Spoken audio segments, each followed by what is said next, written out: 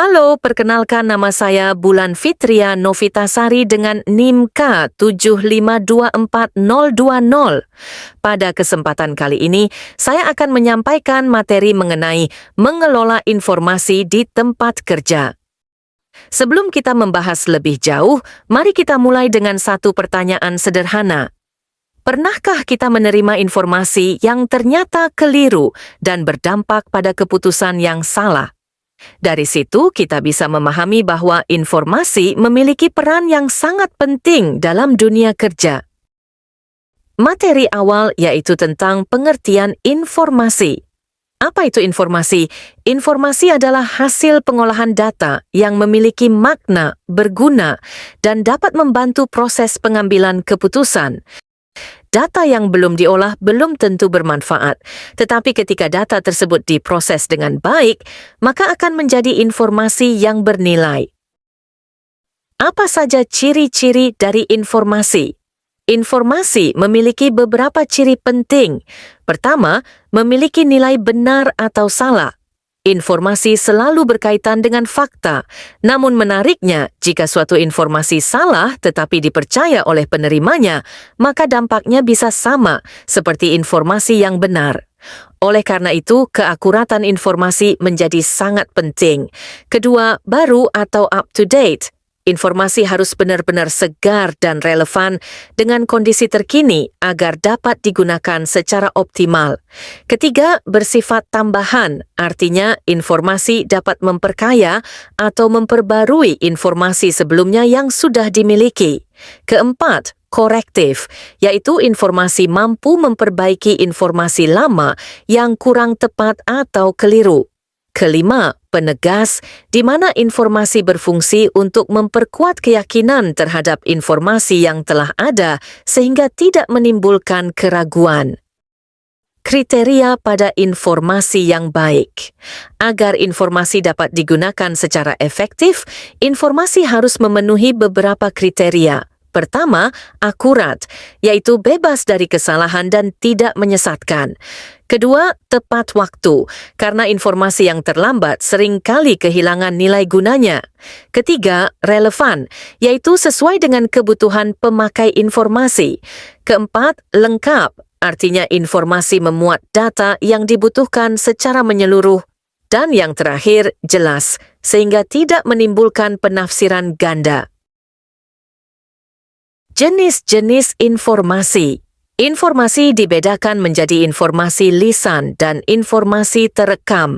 Informasi lisan disampaikan secara langsung melalui percakapan atau diskusi. Namun, jenis informasi ini seringkali tidak memiliki bukti tertulis, sehingga kebenarannya tidak selalu dapat dipertanggungjawabkan. Sementara itu, informasi terekam adalah informasi yang disimpan dalam bentuk dokumen atau media tertentu. Informasi ini terbagi menjadi informasi ilmiah dan informasi tidak ilmiah. Informasi ilmiah disusun secara sistematis untuk kepentingan ilmu pengetahuan dan terdiri dari informasi primer, sekunder, dan tersier, seperti laporan penelitian, buku, ensiklopedia, dan katalog. Sedangkan informasi tidak ilmiah merupakan informasi umum yang sering kita jumpai dalam kehidupan sehari-hari, seperti iklan, berita duka, atau informasi lowongan pekerjaan. Fungsi informasi. Informasi memiliki beberapa fungsi penting, di antaranya menambah pengetahuan, mengurangi ketidakpastian, serta menjadi dasar dalam pengambilan keputusan. Selain itu, informasi juga berfungsi sebagai standar, aturan, dan alat evaluasi untuk mengetahui apakah suatu tujuan telah tercapai atau belum. Aspek kegunaan informasi menurut George R. Terry. Menurut George R. Terry, berguna atau tidaknya informasi dipengaruhi oleh beberapa aspek. Pertama, tujuan penerima. Informasi harus mampu membantu penerima dalam mencapai tujuannya. Kedua, ketelitian penyampaian dan pengolahan data, di mana inti informasi harus tetap terjaga. Ketiga, waktu. Informasi harus up to date. Keempat, ruang dan tempat. Informasi harus tersedia pada waktu dan tempat yang tepat. Kelima, bentuk informasi agar mudah dipahami dan digunakan secara efektif. Dan keenam, semantik, yaitu penggunaan kata dan makna harus jelas untuk menghindari salah tafsir.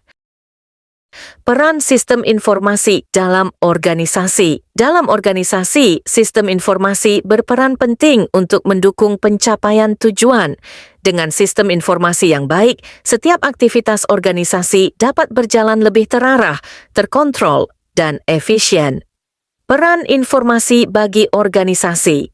Informasi membantu organisasi dalam melaksanakan misi dan program kerja.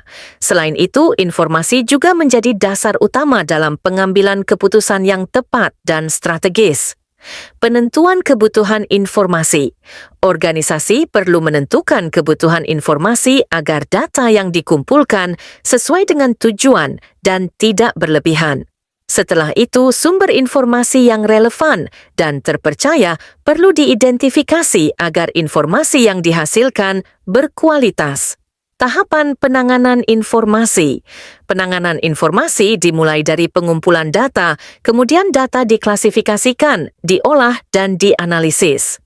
Hasil analisis kemudian diinterpretasikan, disimpan, dan disajikan kepada pimpinan sebagai bahan pertimbangan dalam pengambilan keputusan.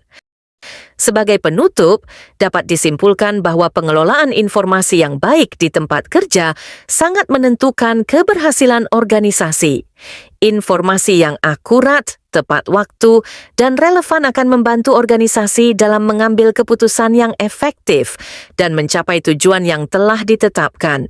Terima kasih atas perhatian. Semoga materi ini dapat memberikan pemahaman yang bermanfaat.